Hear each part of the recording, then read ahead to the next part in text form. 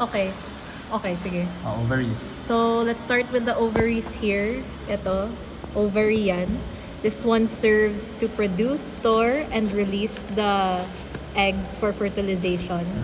And then we go down to yung ostium dito na naka-attach sa ovary with its fimbriae. Ayan, no? Fimbriae. Fimbriae. The ostium of the fimbriae of the ostium serves to capture the eggs that are released by the ovary. Ayan, para mag-travel down yan siya to the fallopian tube. The fallopian tube. The fallopian tube, yan yung parang ano lang, dyan na pa-fertilize ang eggs. Tapos, bababa yan siya sa uterus. This is where the fertilized egg is fertilized. Fertilized is facilitated. Tapos, What's the shape of what kind of uterus? this is a duplex uterus kasi dalawa yan, no? Yan. Duplex uterus. In some female rabbit samples, malaki yan, so don't get confused. Like it can go up to like this big sometimes. That's still the uterus. And then bababa yan siya dito sa vagina, which is the birthing canal. Dito lalaki yung yung embryo mo into a baby. Ayan, that's the vagina. And then, you go itong pouch dito between the vagina and the urinary bladder is the vesico-uterine pouch. No function. Basta, yun lang, space lang yan. And then, go way down here. Dito, this is the urogenital sinus, which is where the vagina and the urethra fuse into one. Kasi, kita mo dito, yung vagina, reflect mo dito konti. This vagina, this is still the vagina. Tapos dito yung urethra mo.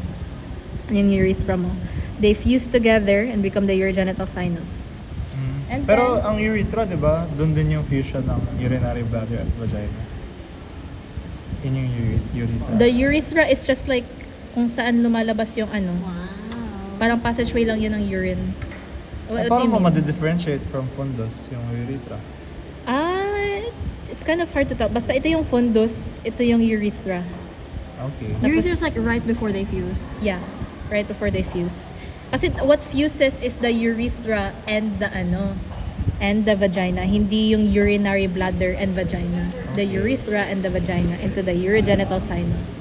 And then onto the mesenteries na wala na sa specimen namin, pero it's good to know. Yung ovary dito, may mesentery yan siya called mesovarium that goes from the ovary to the dorsal body wall. Tapos you can see it extending up to the kidney as well. And then, for the fallopian tube here, attached yan siya to the dorsal. It's supported by the mesosalpinx. And then, yung uterus, that's also supported by the mesometrium. And then all of that together, the mesovarium, mesosalpinx, the mesometrium, that's all the broad ligament.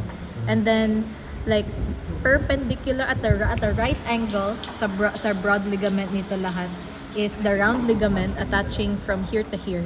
Pag ganyan yan siya. And then, the round ligament is homologous to the gubernaculum in the male rabbit. Yun lang.